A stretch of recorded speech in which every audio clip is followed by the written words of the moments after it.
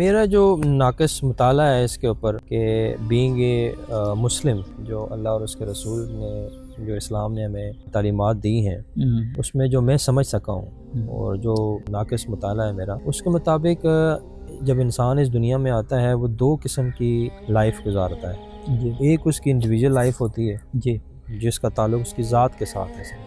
اور ایک اس کی کلیکٹیو لائف ہوتی ہے اجتماعیت کے ساتھ۔ اس نے معاشرے میں رہنا ہے، سوسائٹی میں رہنا ہے، تو ظاہری بات ہے اس کے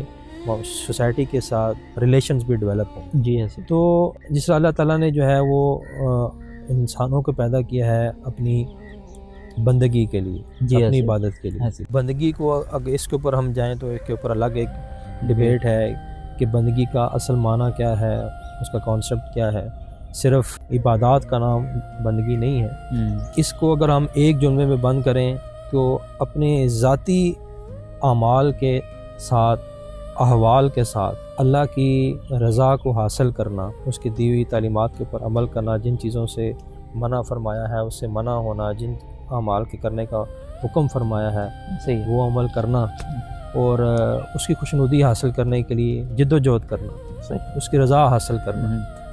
یہ ایک ذاتی ہر شخص کی انفرادی زندگی کا مقصد ہے کہ وہ اپنے آپ کو ایسا بنائے کہ اللہ اس سے راضی ہے۔ پھر جب اس کا تعلق سوسائٹی کے ساتھ اور معاشرے کے ساتھ ہوتا ہے تب اس کے اوپر کچھ اور مقاصد بھی اس کے ہیں، اس کے حقوق ہیں، کچھ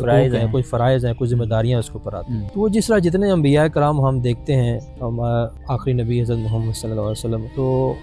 ان کی لائف بھی، سیرت کو بھی دیکھتے ہیں،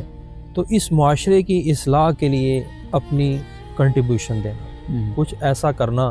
کہ جس سے اس معاشرے میں جو مستفید معاشرہ ہے، جو دین جیسا معاشرہ چاہتا ہے، اس کو اس نہج پہ لانا، وہ معاشرہ قائم کرنا، اس معاشرے کے قیام کے لیے انسان اپنی کنٹریبیوشن۔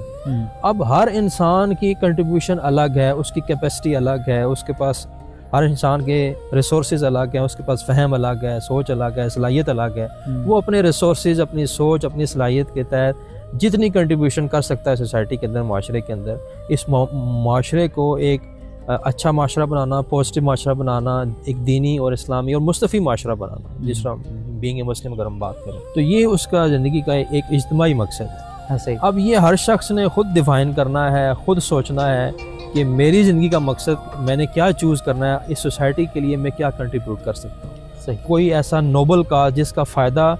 صرف میری ذات کو نہ ہو بلکہ سوسائٹی کو بھی، چاہے وہ سوسائٹی میں وہ فائدہ 2 افراد تک پہنچا سکے یا 6 افراد تک پہنچا سکتے یا 100 افراد تک پہنچا سکے۔ اب یہ ہر شخص کا آبجیکٹیو آف لائف اپنا ہے، لیکن مین اس کے پیچھے جو کانسیپٹ ہے وہ یہ ہے کہ معاشرے میں کچھ نہ کچھ اس نے پازیٹیو کنٹریبیوشن دینی ہے۔